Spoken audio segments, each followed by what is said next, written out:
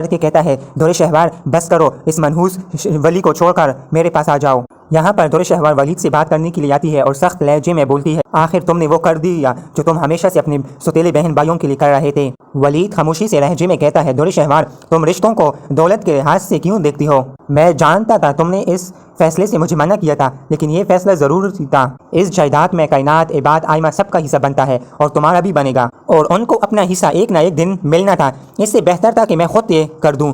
دور شہوار سخت لہجے میں کہتی ہے سب کو تو تم نے حصہ دے دیا، اب میری بھی ایک بات مان لو۔ ولید کہہ دے گا مانگ لو، جو کہو گی مانگ لو، میں تمہارے قدموں میں لا کر رکھ دوں گا۔ تو دور شہوار سخت لہجے میں کہہ دیتی ہے کہ مجھے اور کوئی نہیں، مجھے صرف آزادی چاہیے، مجھے تم سے طلاق چاہیے، میں تم سے آزاد رہنا چاہتی ہوں۔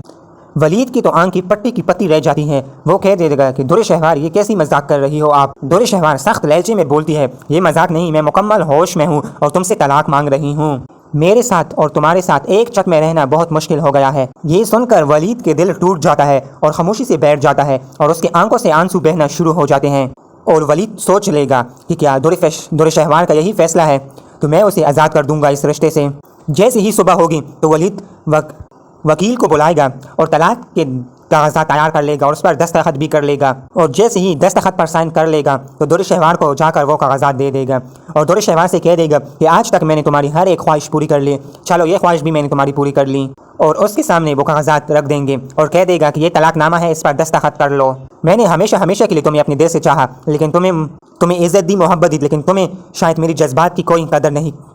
دور شہوار سخت لہجے میں کہتی ہے مجھے زیادہ بلیک میل کرنے کی ضرورت نہیں ہے، میں تمہارے ساتھ میرا غم ڈوٹتا ہے، اور اوپر سے وہ تمہاری بیماری ہے وہ مجھے اور بھی پریشان کر دیتی ہے۔ کہیں ایسا نہ ہو خدا کا خواستہ، کہیں ایسا نہ ہو جو یہ بیماری میری بیٹی کے بعد مجھے بھی لگے۔ اور یہ کہہ کر وہ غصے سے طلاق نامہ بیڈ سے اٹھا لیتی ہے اور چلی جاتی ہے، اور گھر پہنچ کر ہی گھر میں خوب شور مچانا شروع کر دیتی ہے کہ ولید نے مجھے طلاق دی اور ولید نے مجھے گھر سے نکال لیا، اور اب وہ تیمور سے بھی کہے گی کہ تم بھی اب آئمہ کو طلاق دو گے جس طرح اس کے بھائی نے مجھے طلاق دے دیا۔ اب کیا تیمور اور آئمہ کا رشتہ پر بھی طلاق ہو جائے گا؟ کمنٹ سیکشن میں ضرور اپنا قیمتی اظہار کیجیے۔